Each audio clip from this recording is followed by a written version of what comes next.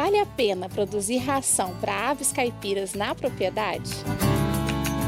Já iniciou a sua produção de aves caipiras e está em busca de uma forma de aumentar a sua rentabilidade e diminuir o seu custo? Já pensou que a gente pode começar pela produção da ração na fazenda? E para falar sobre ração, nós vamos ouvir o médico veterinário, mestre em agroquímica, doutor em zootecnia e especialista em saúde e nutrição animal, professor Marcelo Dias da Silva. Um ponto importante na avicultura é a fábrica de ração. De acordo com o porte da empresa, nós teremos vários tipos de fábrica de ração. No frango de corte é muito comum, devido à grande escala e às grandes empresas, fábricas de rações gigantescas industriais.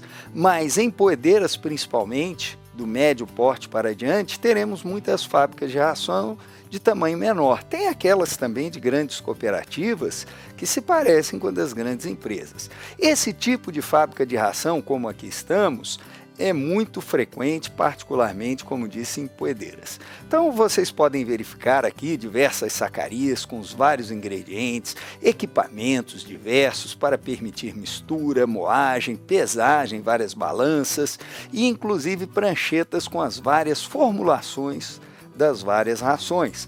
Bem, entre os vários elementos para construir essa ração, talvez o presente em maior volume na avicultura seja o milho.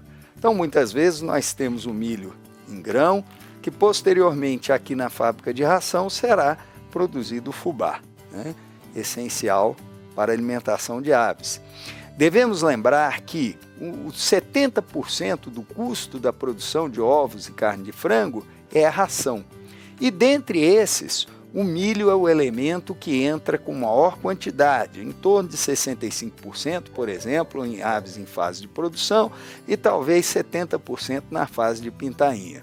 Isso não quer dizer que esse elemento, que é um grande fornecedor de energia, de carboidrato para as aves, não possa ser parcialmente substituído de acordo com os custos no mercado desses produtos.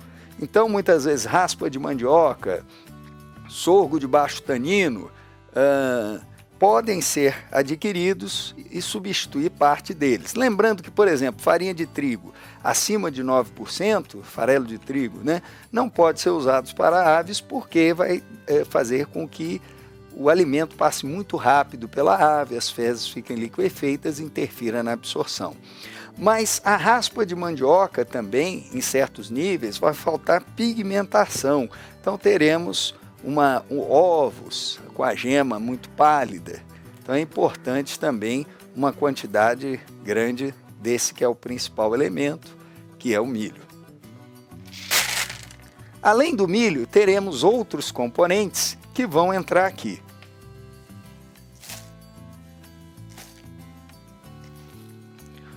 O farelo de soja é talvez a principal fonte de proteína mais utilizada, existem também outras, e que vai ter aí em torno de 20 e poucos % da ração, né? Esses flocos bem característicos e é uma importante fonte de proteína na ração de aves, mas não é o único elemento presente.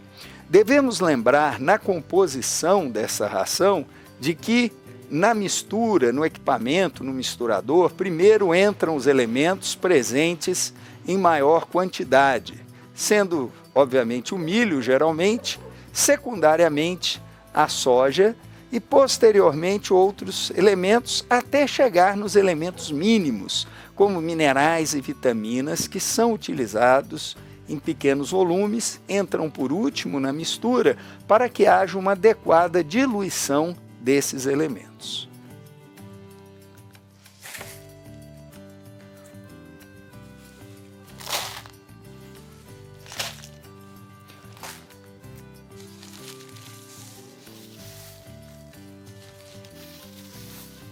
Outro importante elemento é o calcário.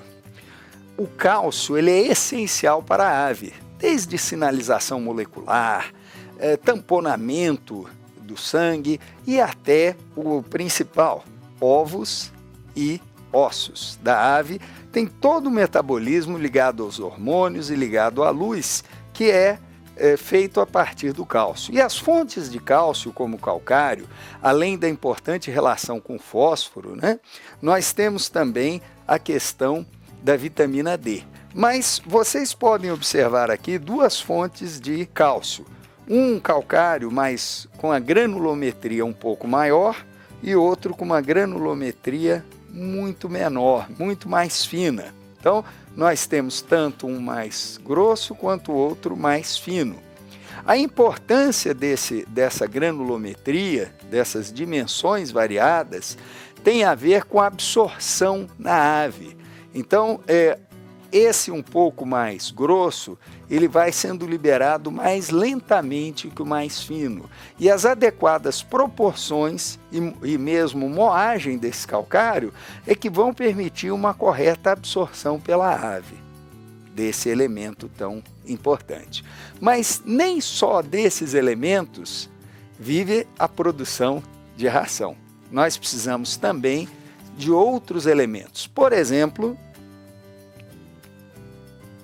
a farinha de carne e ossos, que hoje no frango de corte não está, para exportação não está sendo utilizada, devido a algumas exigências de mercado internacional, preocupados com a doença da vaca louca, mas muito utilizado às vezes em poedeiras para atingir determinados níveis, como farinha de peixe, farinha de sangue, podem, dentro de certas características e desde que ela tenha boa procedência e qualidade, ser utilizadas para ajustar o nível dessa ração, né?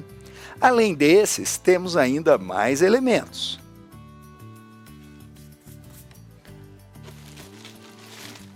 Um clássico é o sal branco, o sal de cozinha, né? O sal, ele também, em certos níveis, ele não só estimula o consumo, como ele também vai nutrir a ave de sódio, cloro, que o sódio é um elemento muito importante.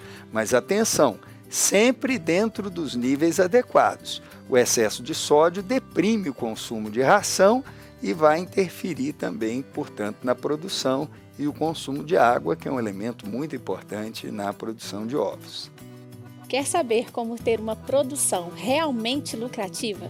O curso do CPT Criação de Frango e Galinha Caipira, coordenado pelo professor Marcelo, te mostra todo o passo a passo. Então clique agora no link abaixo para ampliar seus conhecimentos.